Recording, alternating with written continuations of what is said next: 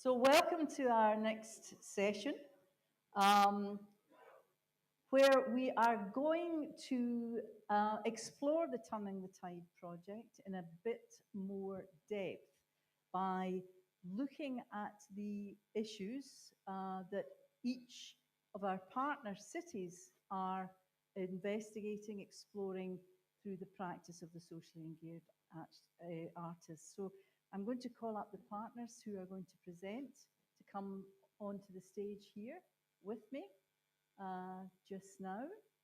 Where are we all? We've got Ivona Price representing Intercult from Stockholm.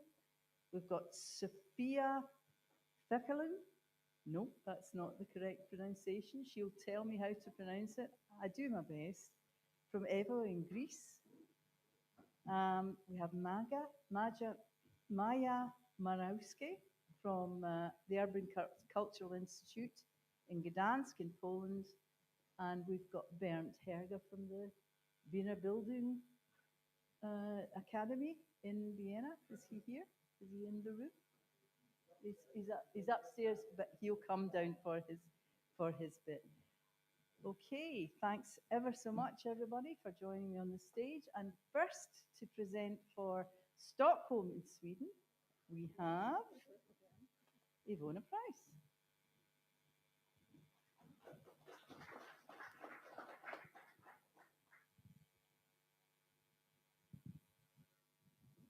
There we go.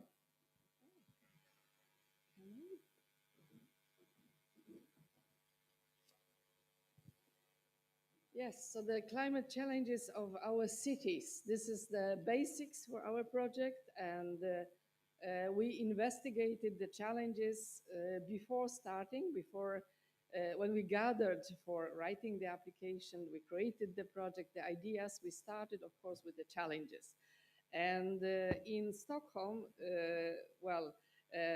there are many challenges which are of the same kind as everywhere, but we will concentrate this time on drinking water and urbanization. Let me see, I think that those should be the videos, but we don't have the videos here, okay. So this is the Stockholm is built on archipelago on 22,000 islands, stretching from the Lake Mälaren to the Baltic Sea. The city was founded in the mid-13th century for defense and trade. And it has always been a center in Sweden for political power, located initially on the central island of Stockholm and its neighboring islands. I'm not showing the pictures. I think that you can study the archipelago on the internet, but today I can say that you really cannot see with your bare eyes that Stockholm is placed on the islands, even if the water is everywhere. Mälaren, the Lake Mälaren, is the freshwater lake system and the main source of drinking water in the region. And its connection to the Baltic Sea allows ocean-going ships to dock in several central areas of the city. If you will come to Stockholm, you will see all those big cruisers parking in the entire central Stockholm. About 2 million people currently rely on Mälaren for water, and the number is likely to increase as the population of the entire Stockholm region is expected to grow to from 2.4 to 3 million by 2040. Well, the problem is that climate change is affecting the local climate of Stockholm in the following ways. It's increased yearly rainfall, it's prolonged drought periods, it's rising sea levels and floods, warmer, drier summers, shorter, wetter winters, and increased soil erosion.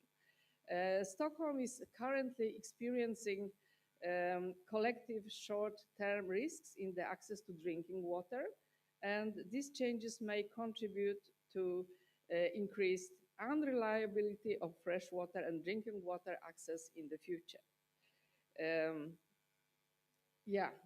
As the drinking water is taken from the lake, which is a huge lake on one side of the city, it's being contaminated by the salt water from the Baltic Sea. And of course, the water is also contaminated by pollution coming from agriculture and from the pollution coming from our homes. Saltwater contamination from rising sea levels in the Baltic Sea is, well, today not a big threat, but it will be a threat in the coming years. And scientists predict that in year 2100, the flooding will be as high as will be too high, will be high to be dangerous for Stockholm. So we will not have the water, drinking water, clean drinking water in the Stockholm by the year 2100. Excess rainfall in combination with urbanization will increase the risk of flooding, as many important areas in Stockholm sit just above sea level, especially in the old city. You can see it with your eyes when you come here. Stockholm is expanding rapidly in the form of new housing, businesses and industries. This leads to a greater percentage of ground being covered by tarmac, concrete and similar. Many waterfronts are fortified in similar ways, and you can see it in many cities in Europe. This makes the land less capable of absorbing excess water, leading to increased, faster drainage into waterways and increased flooding risk. And then there is also this risk of brownification and pollution from the agriculture. What we have in the middle of Stockholm is the area which is called Slussen and Stadsgården. And this area is a focus of our project. This area is built around a large floodgate and the neighboring harbor. The history is that the gates were built for 400 years ago, renewed lately, and there is a new gate planned for the coming years to regulate the water between the Lake Mälaren and the Baltic Sea. So this is the very busy area being under the reconstruction just now. This was the port area before, now covered with concrete, and the bus station and the metro station. And this is, basically speaking, an area which you are passing by on your way somewhere else. What you see in the background is the old city. There was water in front of the buildings. Now the reconstruction is covering that part of the water. There will be a library and other buildings, totally new, which shall somehow be more useful for the public, for us people who live there, and than the area has been before. So the area is undergoing a total transition of this environment, the urban environment.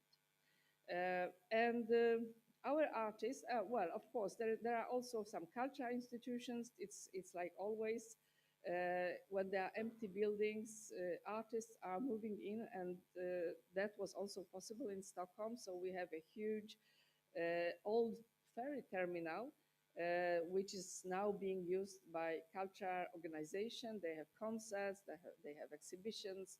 And for now, today, there was an opening of a big art exhibition, a supermarket, for example. We have also a museum or a building for photography. We have an old elevator, so and a beautiful view over Stockholm. So this is a great culture area, even if you cannot really walk through that place. There is only one very narrow path where people can go and reach the buildings.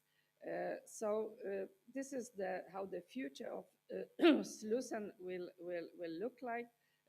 The totally reconstructed area with new buildings, with new public spaces, hopefully also with well, the cultural institutions kept where they are today and not taken over by housing or other kind of new places. Even if I can see on the picture now that there is housing planned precisely where the cultural institutions are today. So we will see how it will be. And we will be working with that area with our artists. We have already had an open call. So we have 3 artists, local, 2 dancers, 2 choreographers, and 1 artist working with glass. They will create interventions on the subject of climate change. And that will continue during the coming years with 8 more people. So this is Stockholm with this big floodgate, with the problem of salt water contaminating the sweet water, and the future, which is contested by that construction. So, thank you. Thank you very much. Thank you, Ivona. That was superb. And our next partner is from Greece. Sophia, you're going to tell us. Introduce yourself so I don't have to pronounce your name.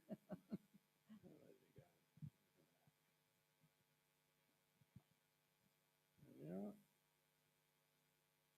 That's a PDF. So let's do that.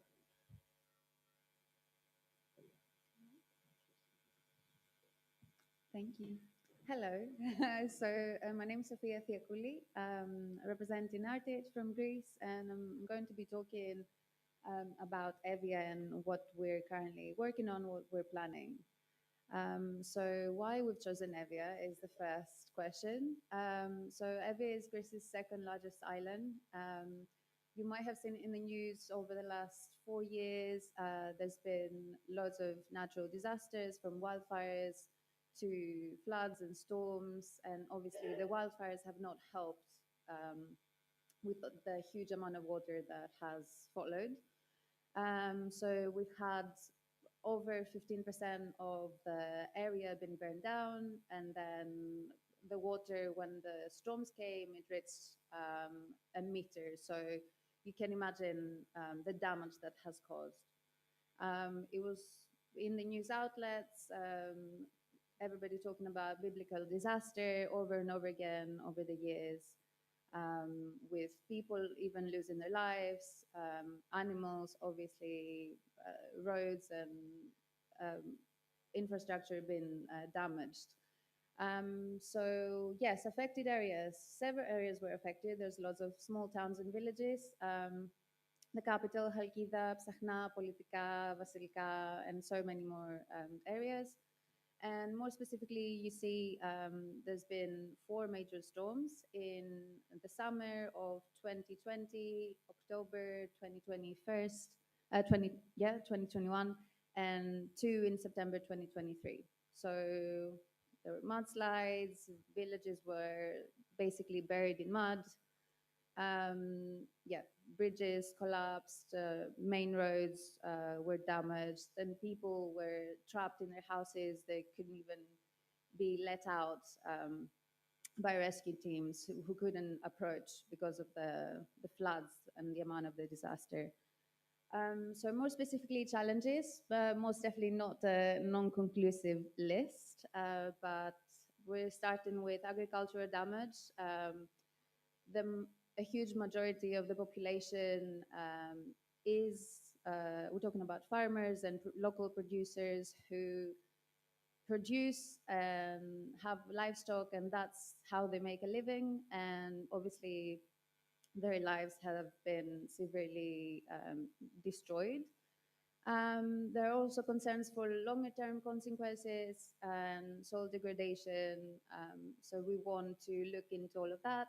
And then moving on to rebuilding and rehabilitation, we're talking about low income families and vulnerable population, people who have been marginalized, still face displacement, have not really had big support from the government. So yes, we need to look at what the material aid and psychological support as well that has been given and should have been given and can maybe be given eventually. Coastal erosion, pretty self-explanatory. You can imagine that the damage has been really bad, and public health concerns and risks about vector-borne, foodborne, and waterborne diseases. Transportation disruptions due to the coastal infrastructure and road and bridge disruptions, and an overall environmental degradation threatens freshwater sources and biodiversity.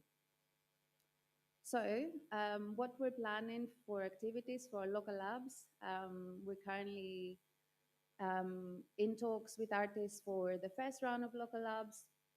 We'll be arranging local workshops with specialists and take a study tour in Evoia with us and the artists, just to speak to the local community and specialists who can help us understand, get a deeper understanding of what's happened, what needs to happen, what areas are still suffering. We have two particular areas in mind, which is Politica and Halkiva, the capital.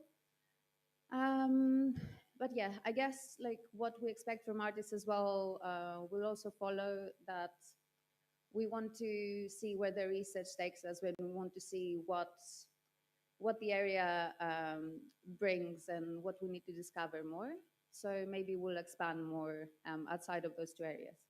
And we'll continue with roundtables and feedback, just to see works in progress and talk with the artists, see what support they need from us, if they need any guidance, although obviously the rest of the project belongs to them, and we will look forward to seeing how they'll conceptualize that.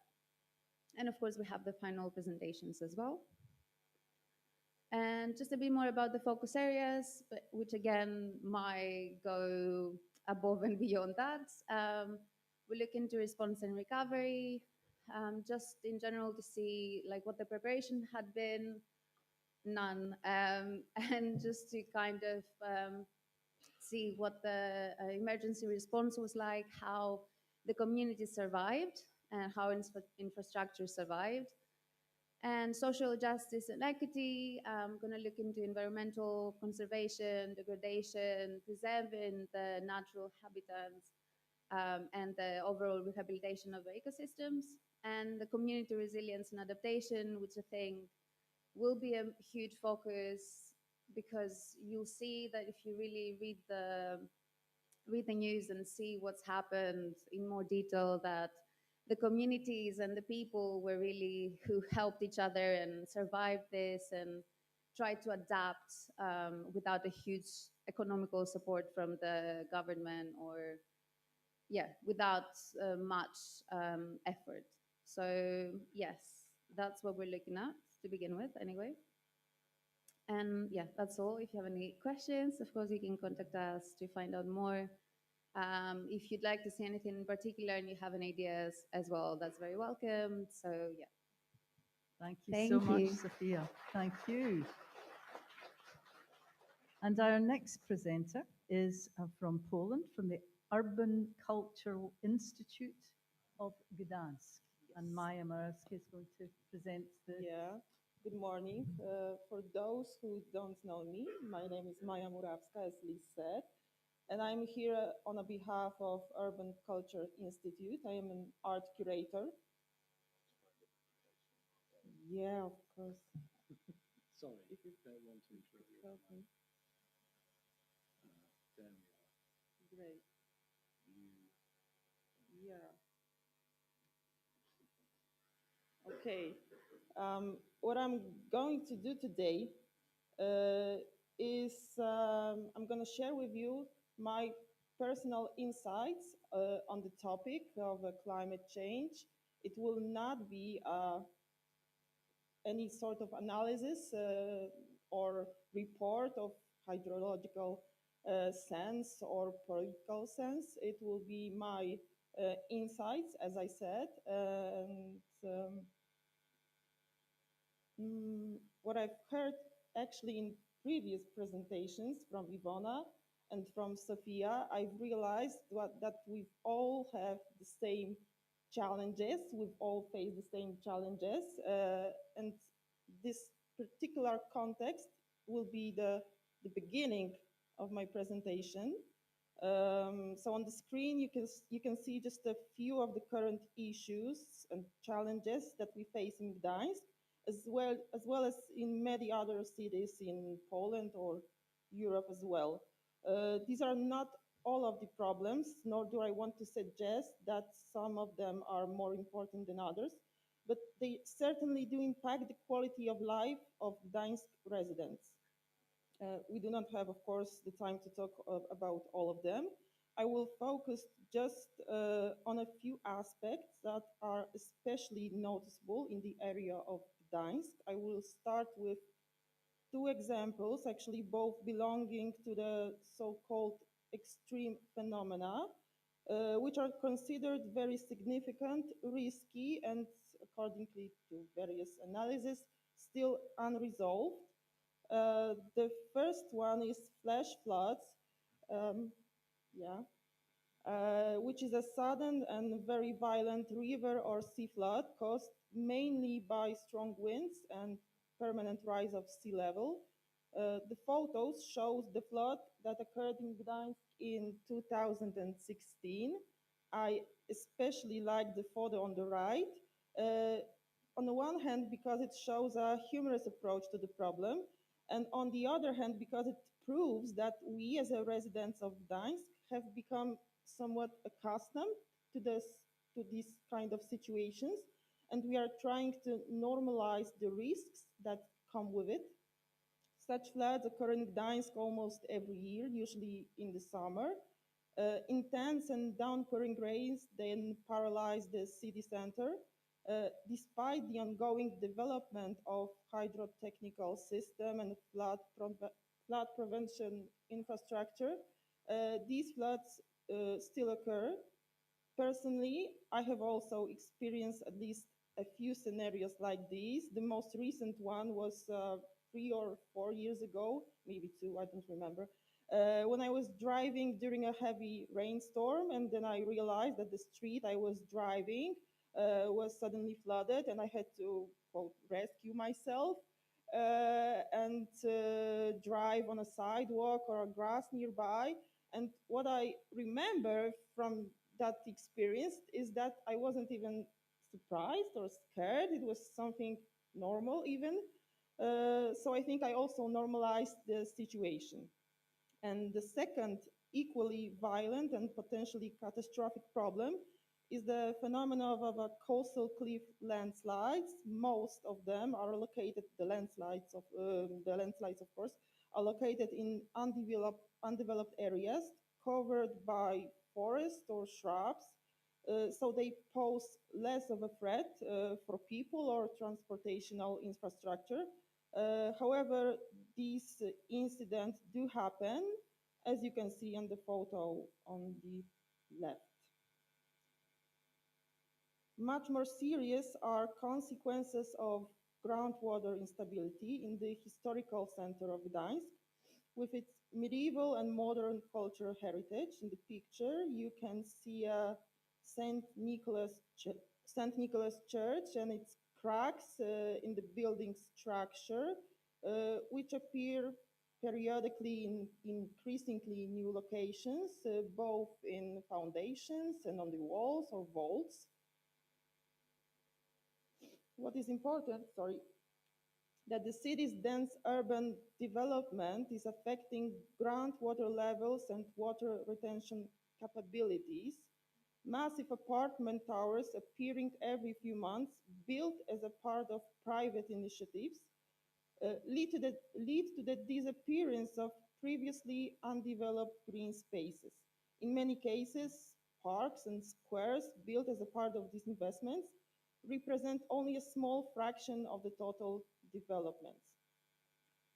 They serve simply a decorative function, completely losing their hydrological and biodiversity values.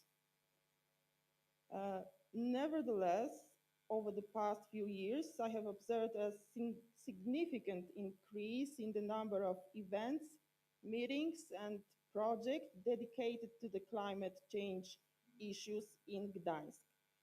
Local authorities are creating and implementing a series of documents dedicated to these issues, such as Gdansk Water Policy, which is a document concerning the development of seaside areas with respect for nature values and flood protection.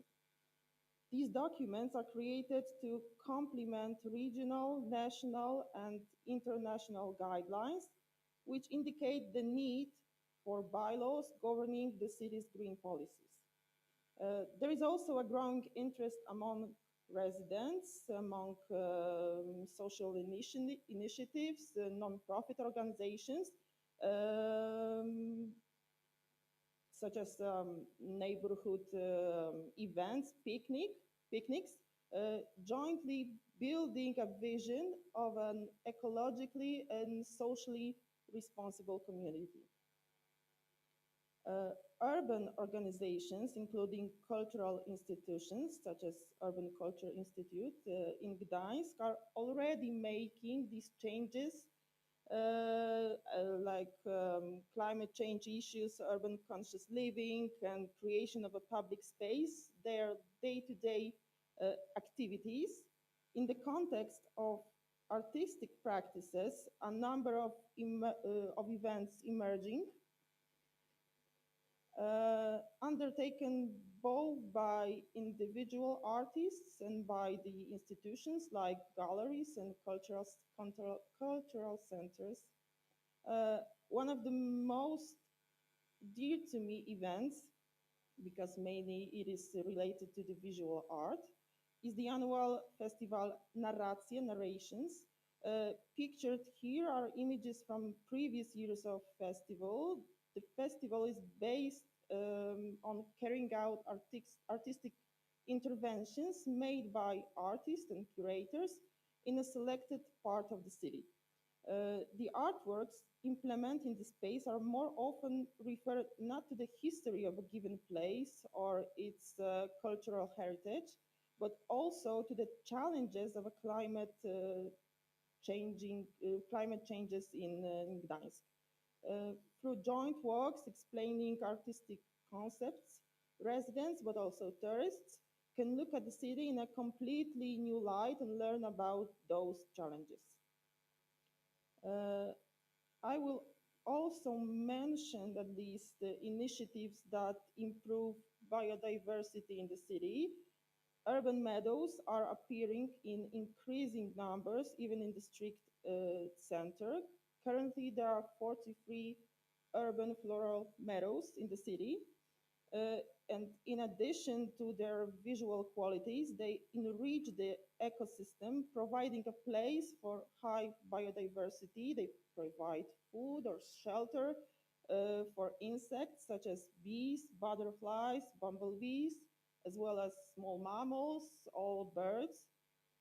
They also absorb CO2 and urban dust, and above all, actually, by retaining water, they reduce the effect of heavy rains, although they do not eliminate them completely, of course. On the screen, we can see a headline from one of the articles from a local press, I think from 2 or 3 years ago, but it still seems to be relevant. And what, in my opinion, is a crucial and actually summarizes the problem we are all talking about is the willingness to change, to adapt to the new reality, to be socially responsible and resilient. And if you'd ask me why do I believe in this project, Ivona at the beginning showed you a photo with a single raindrop. And when I'm thinking about the project, you may say that our project is only just one drop in the ocean, but that drop can make a wave, can be a part of a wave, part of a tide. And I'm fine with being only that one drop. And to pose a question to you, actually, to create some discussion,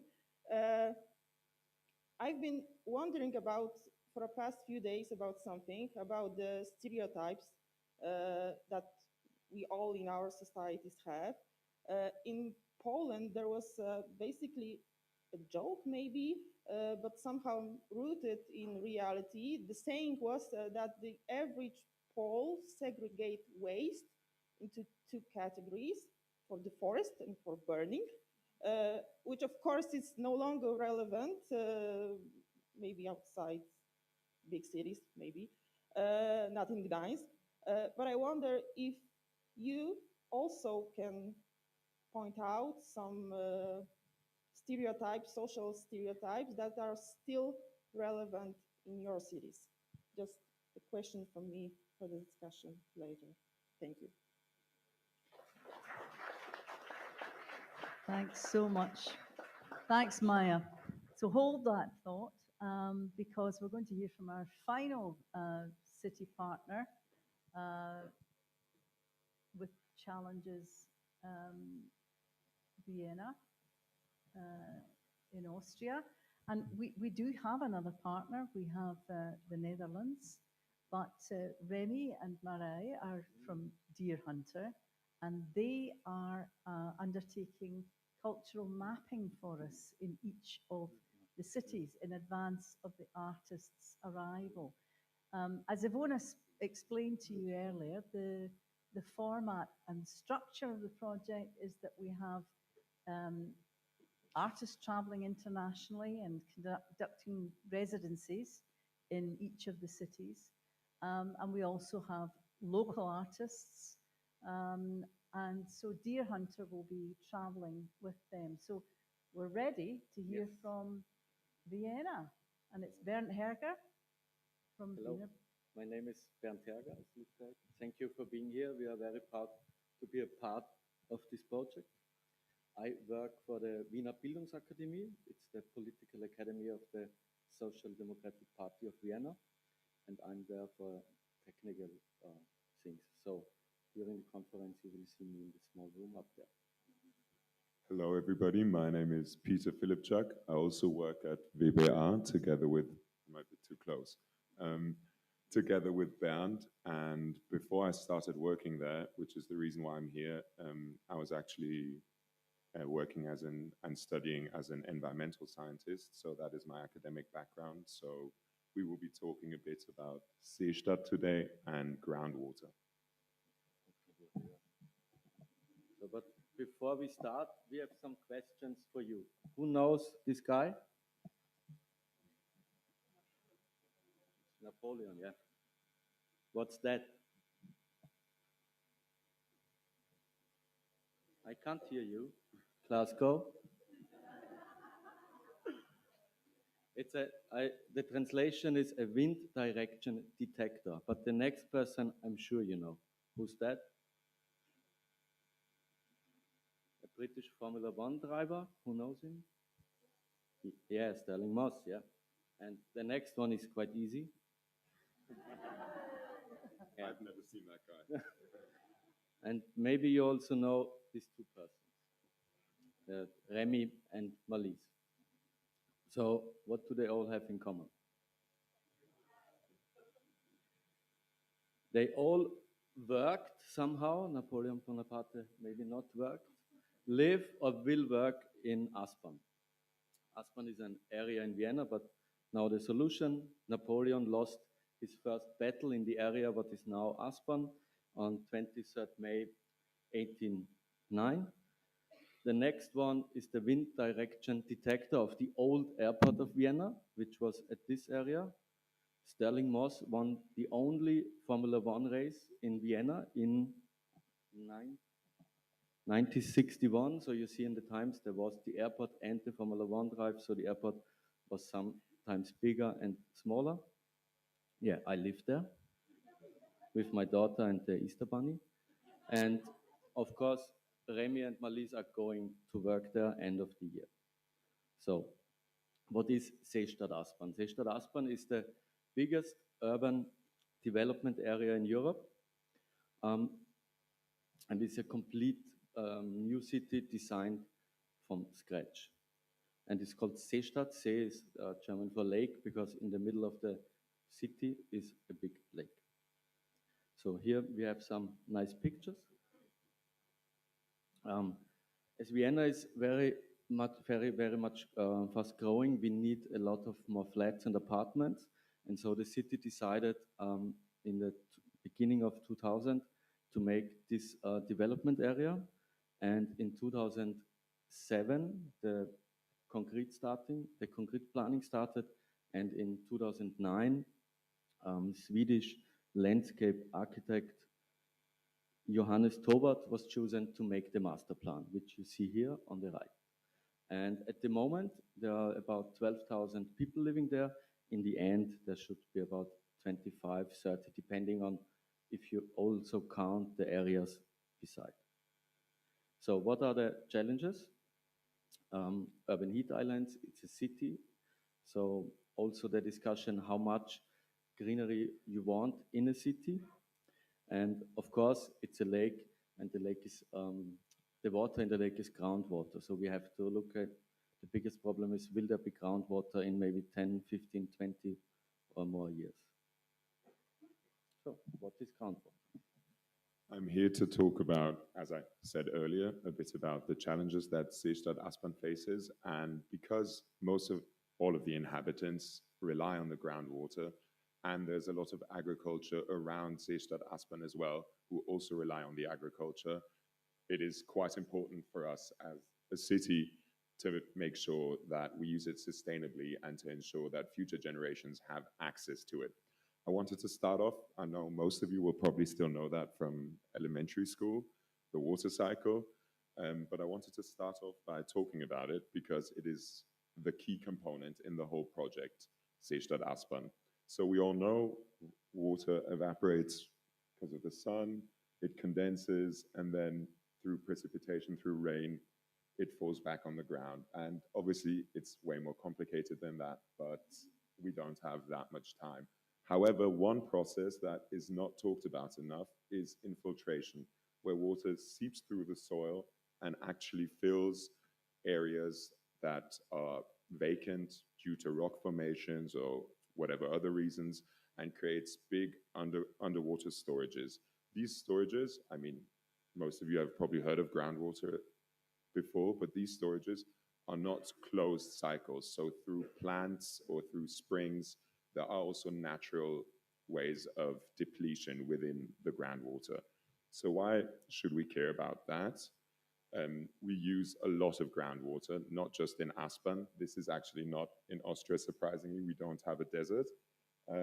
But globally, we use it a lot, and we prevent it from replenishing at the same time. So either through just land use, where concrete just prevents water from seeping back in, or through extended drought periods where the ground turns out to be so dry that even when it finally rains, because the ground is already so dense and dry, the water can't actually seep through. So what we thought about, or what the city thought about in Aspern, is a holistic approach on how to make sure that the groundwater levels will always be high. So on the one hand, there are rainwater collection systems that actually go directly into the lake. So we talked about it, actually had a discussion earlier. So usually we all know that wastewater always It doesn't matter if it's from the toilet or from rainfall, it all comes together. Here, there's actually two separate systems so that rainwater can be refunneled back into the lake and back into the system. Another method is by green roofs and green facades, who obviously store water and then release it at a later time. But the main idea was to create a sponge city. A sponge city means that most of the surfaces are somewhat permeable, so water can seep through. So there are no parking lots. It's not very car friendly. A lot of green areas. There are retention ponds. So ponds around the lake are actually being built that are very deep, but not very, but don't have a large surface. So the evaporation is actually minimized.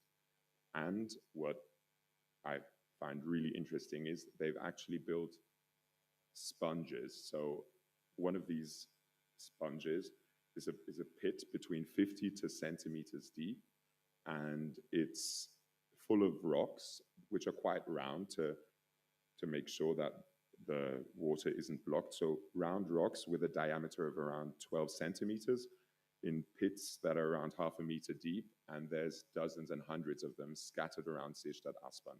And right next to them is where you plant trees, because the water seeps through, and the trees, the roots go through through the spaces in the rocks and can actually directly get the water from these sponges.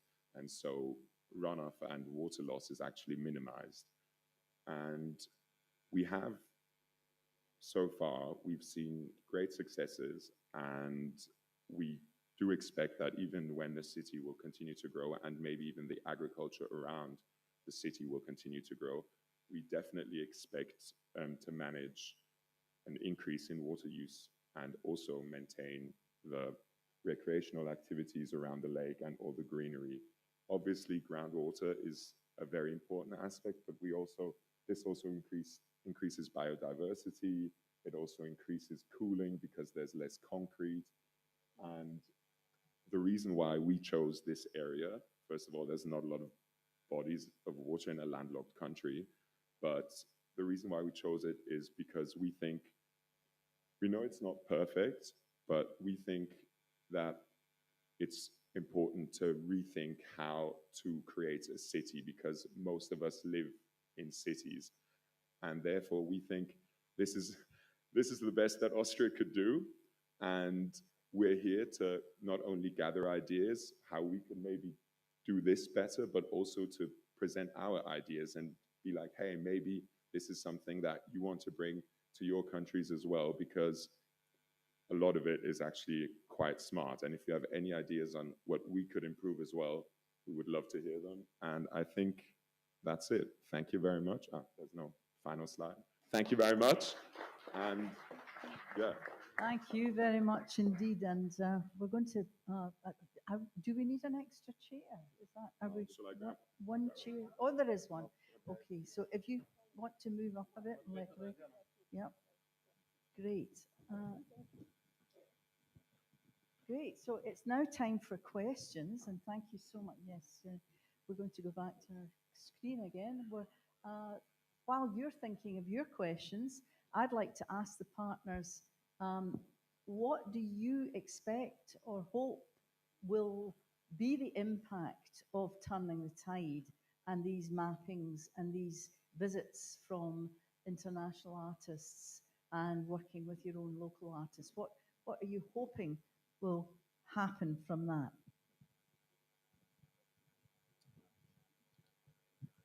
In our case, as we study a design city, we hope we also are in contact with the person who made the master plan, this Swedish landscape architect, and we will invite him also to our final conference. And so the idea is to see the master plan from 2009, and then the actual mapping from Malise and Remy. And now you can compare what happened, what he thought about it, what will happen, and how is the reality. And so we can compare these two ideas. And yeah, I think this will be, we can learn a lot of this, and then you can change some things for the future, because Seestadt Aspern, at the moment is about 1/3 is ready, is finished, and 2/3 are coming. So there is a lot of potential in this actual mapping and to reshape the plans. Thanks very much, Bernd. What about, Ivona, you've got the mic in your hand. What about Stockholm from Ivona? Okay, so we are working in this very urbanized area, by the way, very close to our office as well. And the artists are actually already there. What is not there is the subject of climate changes and how this area will influence, already is influencing the life of the citizens of the city. The biodiversity, of course, which was mentioned here before, the water around it, the pollution. I'm sure that scientists, researchers, planners, architects were thinking about it, but there is no dialogue, there is no discussion about how the place will look in the future after this big transformation. And this is not just about this place. We are just landing on this place for this time. There are many places like this in our cities, in Stockholm and all the other cities in the world where the transformation, the urbanization, the constructions is an ongoing process. So what we are hoping to do is to gather people around the round table, together with artists, together with all the stakeholders we can gather, we can manage to gather and speak about the subject of environment, of sustainability. What are we building? By the way, what I didn't say is that the biggest bridge which is now in place between the old city and the south part of the city is transported to Stockholm by the waterway from China. It's a golden bridge. It's a very special way of building bridges, I mean, importing from China. So a subject in itself. Why a bridge from China in the middle of Stockholm? Even if it's golden and very beautiful. So we will speak about all those subjects together with artists, and we hope that the culture sector will be there and the artists will help us to understand and to open the minds of the people around the subject. Super. Thanks, Ivona. And Maya? Yeah. For Gdansk? Yeah, for Gdansk, actually, Ivona actually said everything I wanted to say.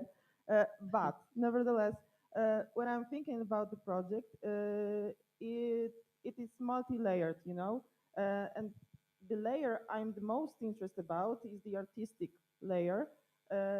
I don't have any goal set up. I don't want to tell the artists what they should or should not do. But the idea is to, as I said before, to normalize the topic, not to think that it isn't important and relevant today, but it is a topic, it is a issue that we have to adapt to, that we have to observe every day and learn how to function within those issues. That's my goal. Super, thanks. And so, oh, yes. Maybe if I can just add on to what Bernd said about Vienna, I think, because we were a bit short on the artistic part. Someone earlier said that art is needed where there is silence. I think that was you, and I couldn't agree more. I think the art is needed because we have thousands of studies saying climate change is real. We all know it, and we don't, I mean, I don't want to discredit anyone, but I don't think we need the 10,001st study. What we need is actually a change in society, and what better medium for that than art? Thank you. Right. Absolutely, thank you. Sophia. Yes, Forever. agree very much with everything that's been said. Yeah, I think for us, first of all, we want to bring the community to the forefront and just make these people feel seen and make everybody else sort of understand their struggle and what they've been through and what they're still going through. And like from that point on, create discussion around the matters of sustainability and social responsibility, what are these people and what is everybody else actually doing to help and to not let the situation get any worse, because natural disasters will keep happening. Climate change is very much real. And I think people need to, yeah, get their head more around the personal and collective responsibility and what they're actually doing to help. So I think it would be nice to use art, and yeah, create something that's hopefully going to have a long-lasting impact. Great.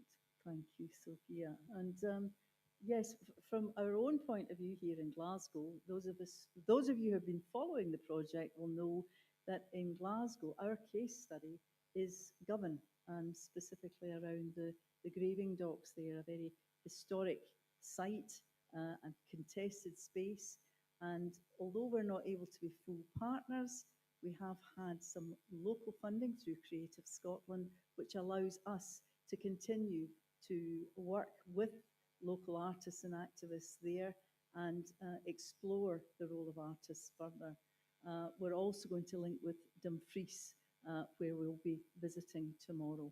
So Glasgow is very much in the project too. I just had to throw that into the mix. Okay, so it's open to the floor very quickly for the last 5 minutes of this session.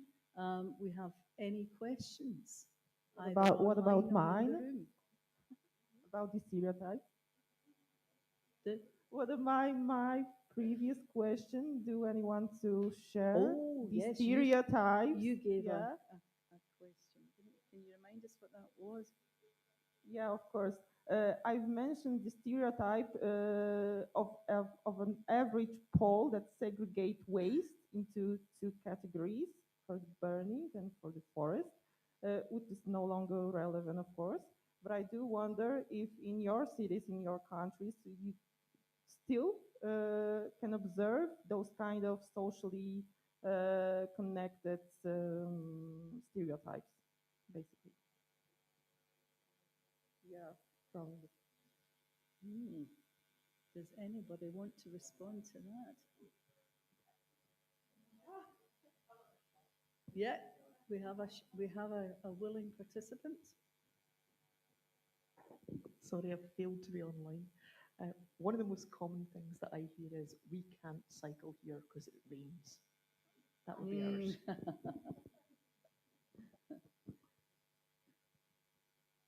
Anybody else? May I have that comment? Yeah. I was listening to my colleagues. We haven't seen each other's presentations before, so this was also new show for all of us. We know the challenges, but we didn't know how they will be approached here, and also it's a process. So it was a very advanced way of presenting the challenges this time. It will advance even more, I guess. But I would like to point out that well, we are working in so very different contexts. How many of you are working with culture on everyday basis? Half of the audience, and other sectors like, I don't know, municipalities. Yeah, some culture, climate questions, sustainability, some. What is very interesting here in this conversation, and also people gathered here in the audience, that we are really crossing borders. We are not only within our own comfort zone, which is mostly either culture or sustainability, or working within municipalities or architecture or urban planning, but now we are really trying to step outside of those zones. And this is a very interesting and a very effective way of reaching our goals, or at least trying to reach our goals, to make the conversations in different contexts than we are used to. We are precisely done with the project at Intercult, SOS for Climate for Waterfronts. We are working with, for 5 years, with architects from 6 European cities, traveling around and making alternative master plans for contested areas, areas which are by waterfronts and, well, contested by the climate changes. So, and this was also, and Leah mentioned that she's trying to speak with a loud voice, louder than architects, so they listen. It's not easy for culture sector, for us coming from culture, to speak to the architects, to urban planners, explain that we also know something. So the artists are really needed here for showing that there are other methodologies of working with those questions that the methodologies which we know about up till now. So that's why we are here. Thanks, Ivona. Thank you. And that concludes this session. Thank you to all our partners. And yeah, we are going straight on to the next one. Yes, and the next one.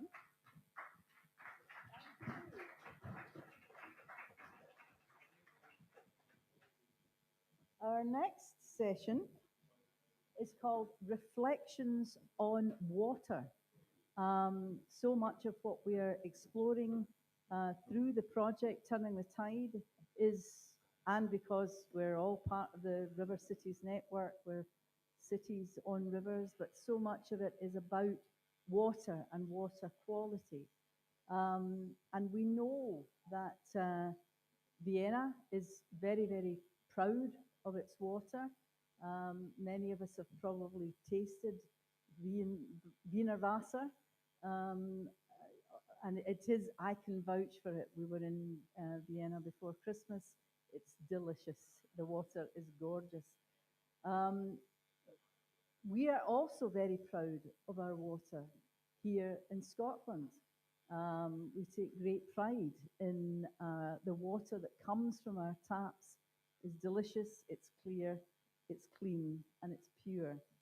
And reflecting on all of that and why that is the case, and why in some parts of the world, looking just across the border to our nearest neighbours in England, there are very big issues and problems with the water supply. So we wanted to try and tease that out this morning. So we've invited Astrid Rompolt from Wiener Wasser, and she's also a representative in Vienna City Parliament. Are you there, Astrid? Can you come up? And she's going to share with us a bit of the, oh wow, gosh, I wish I could do that. She's going to share with us some of the secrets of Wiener Wasser. Astrid. Thank you for the introduction. I'm working for the Vienna water supply since 28 years, but I want to give you just a short overview, not all of the 28 years. So the start of the modern Vienna water supply was in 1873 with the inauguration of the first spring water main, and it was opened with opening a big, wonderful fountain, the Hochstrahlbrunnen, in the city of Vienna. So when you come to the city, I want to invite you to see this Hochstrahlbrunnen. Of course, Emperor Francis Joseph opened the first Vienna spring water main. We have about 130 aqueducts, and as you can see here, there were many workers on the site, but there were also, what you maybe don't see, female workers. I like to point that out because when I started to work for the Vienna water supply, the first 10 years, they were always talking about Arbeiter, the male word, but I found on the pictures that there were also Arbeiterinnen, female workers. They are carrying the water on their heads. Maybe you see it, and I think it was really hard work for them to do, but that was normal then. So how do the city of Vienna get its water? The water mainly comes from the Alpine springs, from mountains, four mountains, Rax, Schneeberg, Schneealpe, and Hochschwab, over two big spring water mains. We have about 70 catchments, and as you know, it's 150 years old. Last year we had our 150th anniversary of the first Vienna spring water main. So we have to maintain these two long water mains quite often, twice in spring and twice in autumn. And in this time, when one of these is out of order, we also use groundwater to supply the city with good drinking water.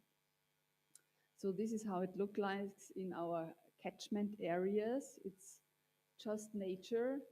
And of course, the snow is most important for us because the snow goes very slowly into the mountain, and actually the mountain itself is the filter for the water. So we have very good water quality because there is nothing else, no industry, no companies, producing companies. So water is really very pure.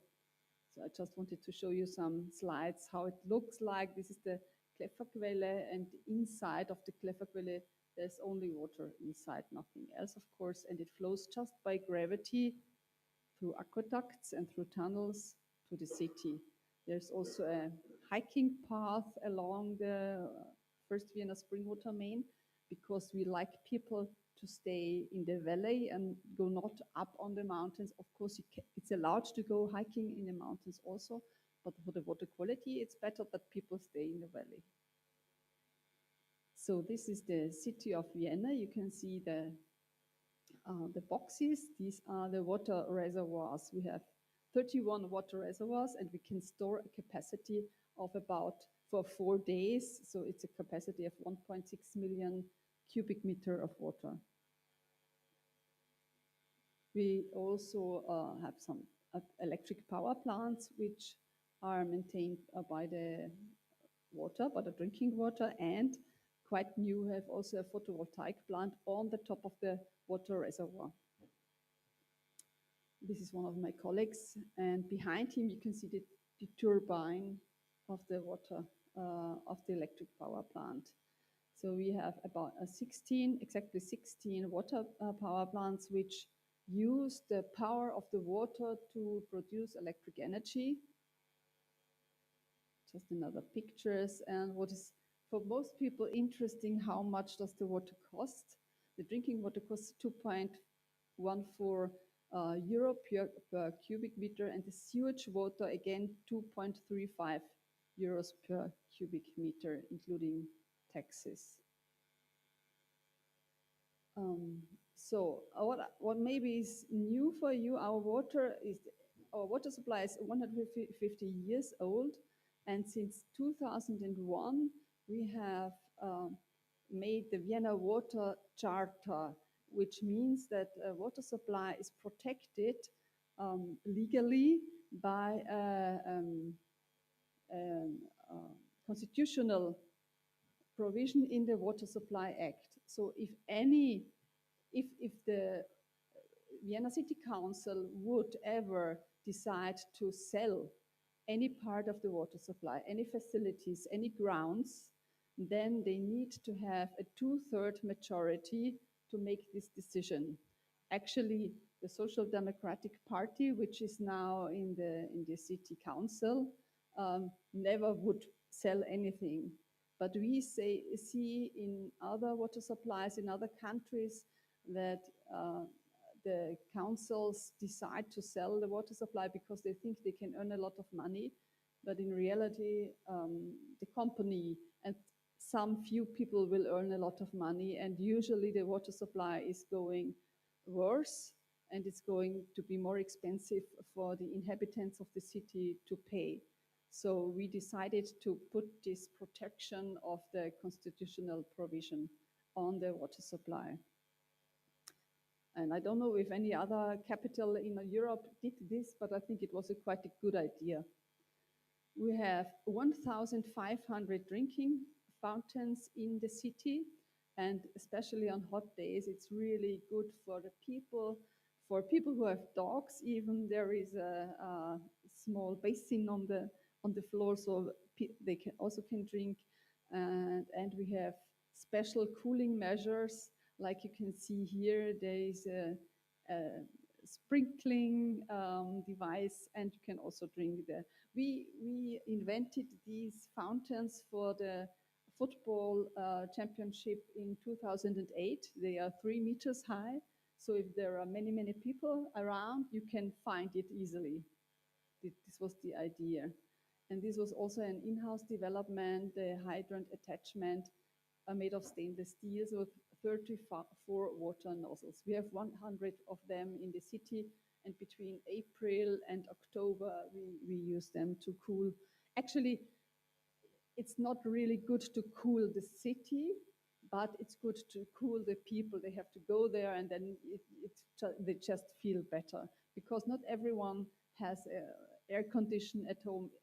Actually, it's the opposite. Very few people in Vienna have an air condition or have a balcony or a garden where they can cool themselves. And so this is what the city provides to help the people.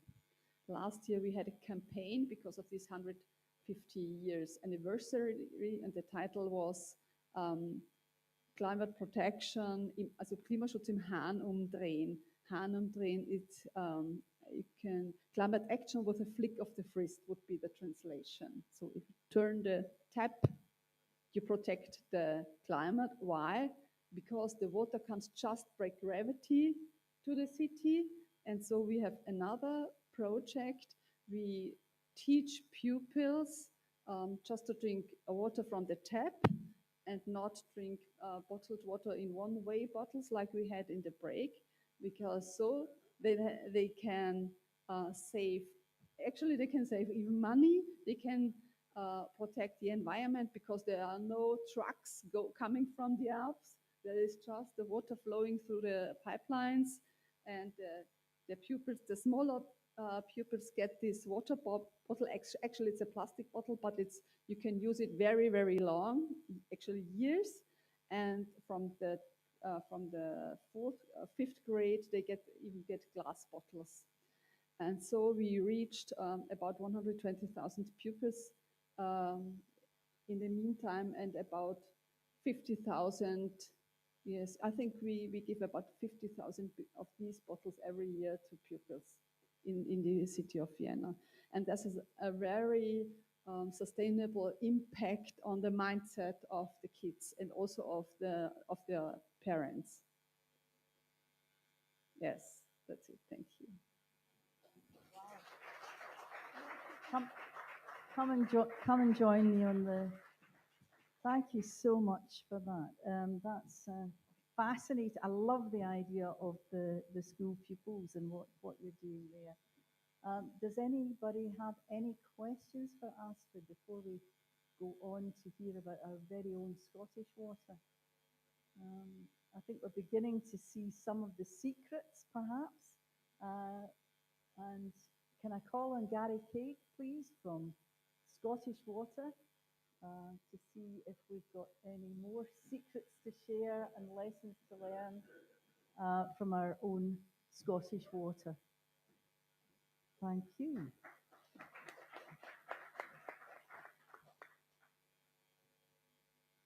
Thanks, Liz. And probably start off an apology. I only came in at 11 o'clock this morning just for this for this slot. And the 6 speakers that I've heard so far this morning, it's amazing. Commonality, same challenges, etc. that we're facing within Scottish Water as well. And to have that platform to share and actually learn from each other is fantastic. So great that you guys are doing this. Just wish you came a bit early as well. Liz is part of this. So I'm Gary Craig. I'm the head of water treatment for Scottish Water, and I've been asked just to come and give a bit of reflection on the journey of Glasgow's water supply.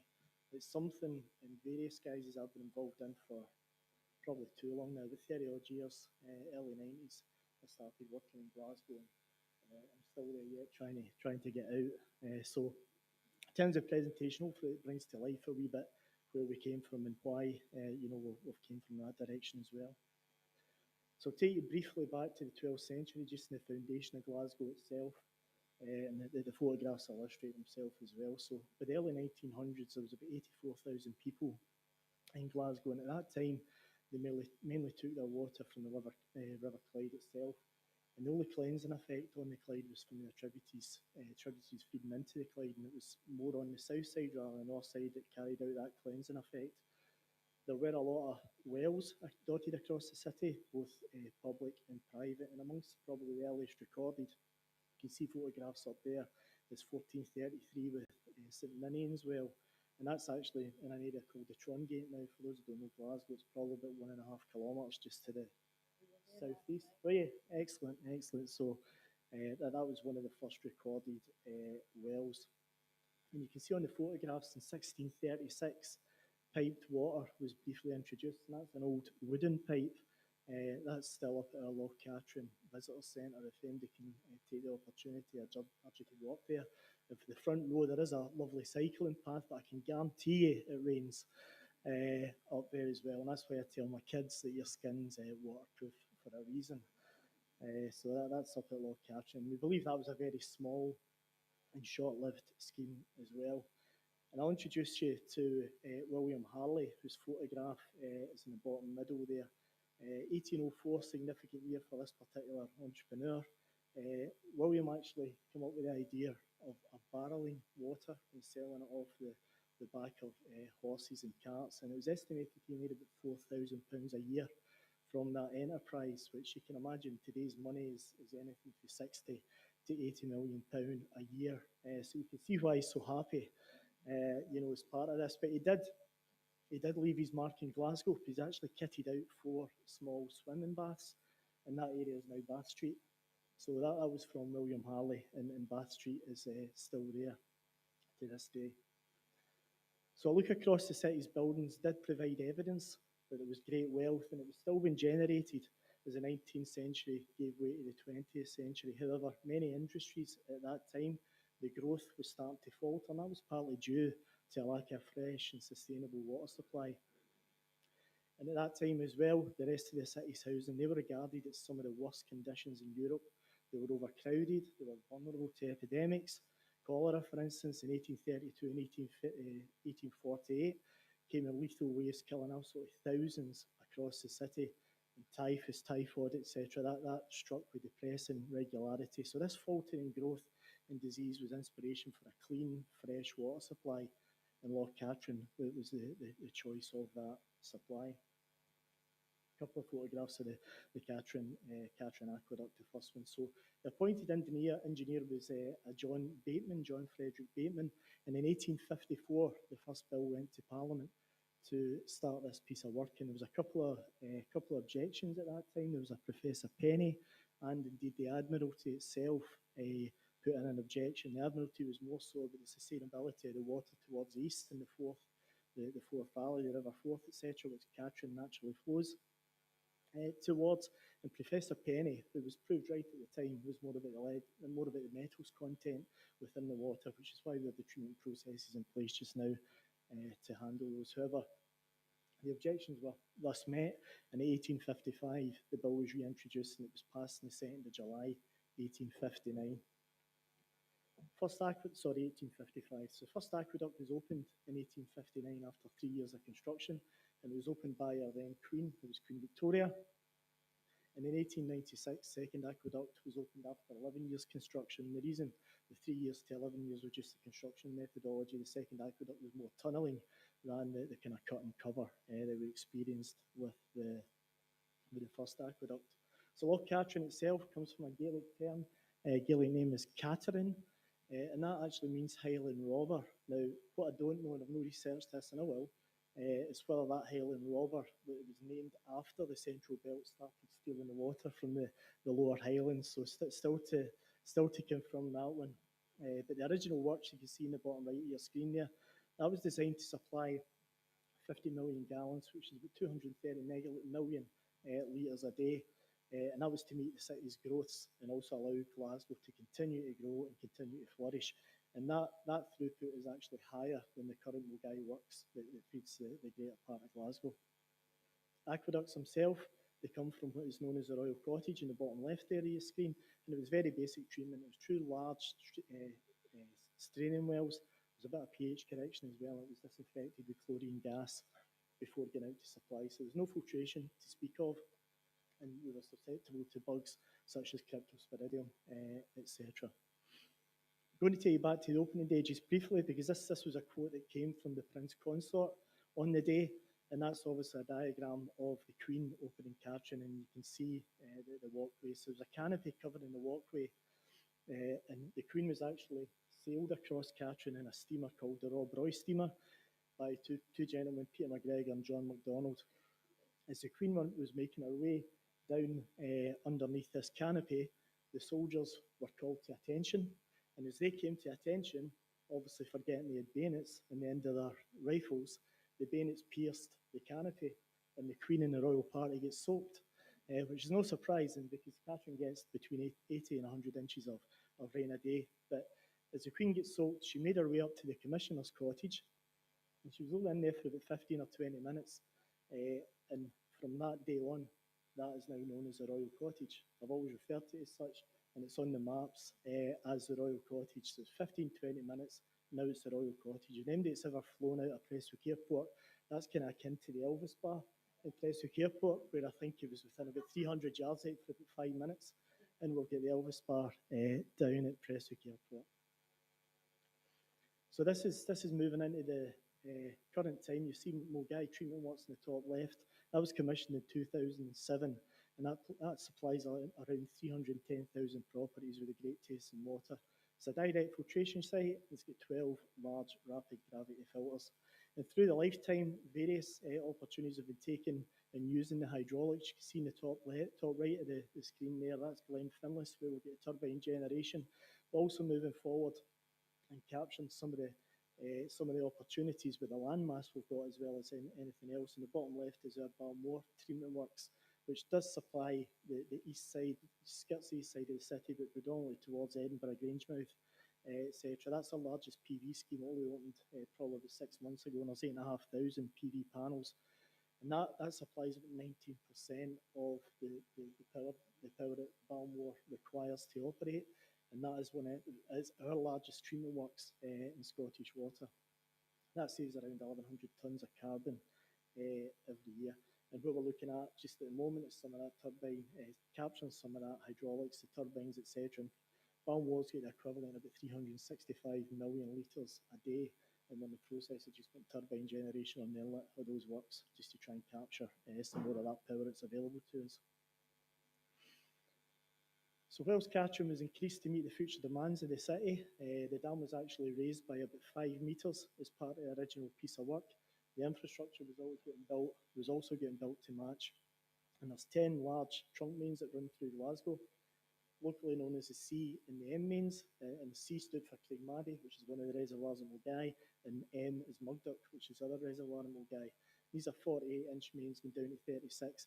And the interconnectivity and the foresight that was seen as part of that design keeps the people enjoying that fresh taste, beautiful water that's supplied from Katrin in a day-to-day process. And that's just an example of what can happen when it goes wrong. So this was up at Auchenhowie a couple of years ago, and this particular main was put just under 250,000 people at risk. There was major flooding, as you can see, major road damage as well, and we estimated that we lost about 36 million litres of water at that time. So it wasn't just about getting people back into supply, it was understanding where the chlorinated water was going, dechlorinating the water courses, etc. It was a massive effort, but the people were put back into water within a couple of hours due to the foresight and interconnectivity that we've got in the infrastructure that supplies Glasgow. And it's a pleasure. I find myself quite lucky that I've got that kind of flexibility, to keep people in supply as well. And some of the feedback you can see, just patch over this one, but you can see in terms of the commentary we receive, from that Auchenhowie, people actually make mention, probably can't read it there, but they make mention of the Katrin Aqueduct, etc. And it's something that's repetitively, fed back into us about the infrastructure, about the Victorian build, etc. And it is something that people like Glasgow are immensely proud of, and it's something that actually makes my heart beat every morning when I come in and I've got this system to operate as well. What does the future look like for Katrin? So you can see Katrin up in the north, Loch Lomond as well, slightly south of that, and I've tabled Braddon Reservoir down in South Ayrshire as well. So it started off as Katrin, supplying that formation of Glasgow and the properties that were there, with the foresight to be able to allow Glasgow to flourish, allow it to allowed to build and allowed to extend toward the south side and beyond. What we can see now and what we can do now is interconnectivity actually allows Catherine to supply over 100,000 people down into North and East Ayrshire as well. And we've also got supplementary flow from Loch Lomond that can feed into the aqueducts as well. And then you can see the carrying capacity down below, with the aqueducts, 570 million litres a day, and the subsequent treatment works that can feed from it as well. So again, something that we're expanding, and we've got that connectivity, not just to supply Glasgow as a city, but down into Greater Glasgow, Dunbartonshire, down into North Lanarkshire, etc., and down into North and East Ayrshire as well. And I'm going to leave you, I'm going to go back just to a quote from John Bateman as well. This is what he said when he built the Catherine Aqueduct, and I think it captures just the mood and the romance of the overall system as well. So John Frederick Bateman said, "I'll leave you with a work which I believe with very slight attention will remain perfect for ages, which for the greater part of it is as indestructible as the hills through which it was carried. A truly Roman work, not executed like the colossal monuments of the East, by forced labour at the command of an arbitrary sovereign, but by free will and contribution of a highly civilised and enlightened city, and by the free labour of a free country." And I think that passionate statement just embodies the people of Glasgow and what they believe about their water supply. And I'll leave you a beautiful picture of Loch Catherine. Thanks. Oh, beautiful. Thank you. Thank you so much, Gary. Could you come and join us here?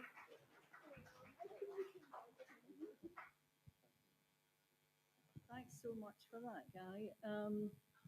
So, what common lessons can we learn and share with each other? We can hear the pride from both Vienna and Glasgow. And you both talked about the people of those cities having great pride in their water. And I'm not hearing that from the people of London, for example. Just wondering if there are any lessons that we could learn. So for me, I personally, on a personal note, I don't think I do enough of, I've spoken to Astrid last week, but again, it's what I said earlier on about the speakers, the commonality and the opportunities are limitless, and probably don't do enough of some of that information sharing. The one thing I will note is we do, when Astrid spoke about our modern day wells, if you like, we've got a similar top up from the tap. It's all over Scotland, all over Glasgow as well. But I am insanely jealous of the deluge showers that you've installed as well. However, I'm not sure with the weather patterns, that we've got in Glasgow, whether that's a true requirement or not. It does get sunny, but as I say, seriously, the learning opportunities are limitless for me and my colleagues in Scottish Water. I think also about sharing the pride with the world, because I don't necessarily think that people do know of the pride. I certainly didn't realise the pride of the people of Vienna in their water until I was there. I don't know, do you think people share the pride in our water? I'm not sure. It's one for me, Liz, and I'll probably put it out to when I'm in other countries, and I'll put England in that, across Europe as well. And we get talking about what you do, and when you mention, you work for Scottish Water, immediately talks about can't wait to go home, can't wait to get a shower, the water's beautiful, lovely taste of it, can't use it anywhere else, etc. So in the main, I would suggest, certainly when you look at the people of Glasgow and the feedback we get with the use of what the Victorians actually built for us, it's something that comes through quite regularly as part of that conversation. So it's certainly something that I feel, and as a customer as well, it's something I feel, and as a manager who has to operate and maintain such a system as well, the pride that I've got in this asset and what it provides is fantastic. Yeah, great. And you're close to it. I'm just wondering if the wider world shares that pride. Astrid, what were you thinking? You're nodding. I wanted to tell you, I really appreciate that when we've been to some restaurants in the last 2 days, that you get a glass of water and some ice on it. And I think this is an attitude of good hosting people. I really appreciate that. Actually, in Vienna, you get a water from the tap, and either if you ask for it or if you order some coffee, then you get the water, but not automatically when you come to the restaurant. And I think this is the step which is missing in my city. Maybe this, because it's such a symbol of hospitality to welcome people. And of course, it's also a sign of being proud on the good water. Actually, and what I didn't mention is that we also have a strategy for the future, because climate change will also be a challenge for the Vienna water supply. And we have a study, a 200 pages strong study about how to deal with it.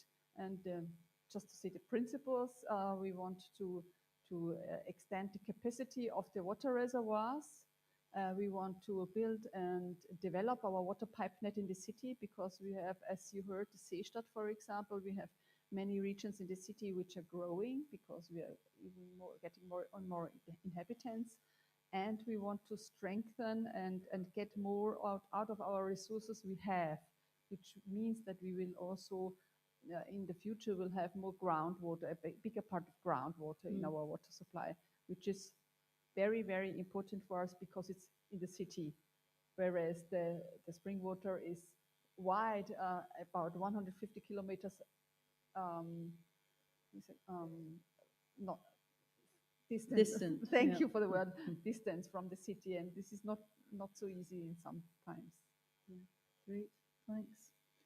So I think we have time for a couple of questions. We've got somebody in the very center of the hall, in the middle row. Neil, you'll need to speak into the microphone because the people who are listening online won't be able to hear. I'm so glad you're here to bring some context too. Well, the context I want to bring in Have is you something... got the microphone? I do. Good. It's something that understandably Gary could not mention for political reasons, but Astrid did because she's a politician as well as being involved with water. Scottish water is Scottish water and Scotland's water because there was a fight against a Tory government which wanted to nationalise Scotland's water a number of decades ago. How surprising. Wanted to privatise, sorry. And instead, the Labour Party fought them off. Strathclyde Regional Council did a magnificent job of a plebiscite, very unusual for a local authority to go to all the people of the region and ask them if they wanted to keep their water, and we got to keep our water.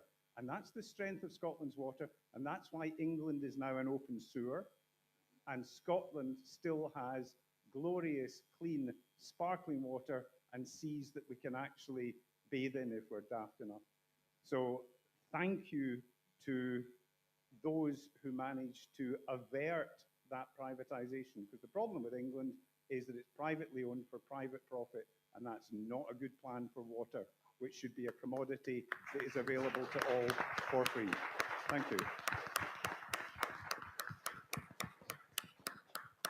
Thank you so much for that. And on that note, at risk of preventing you from reaching your lunch, I'm going to announce the lunch break now, and the lunch is available downstairs. It is.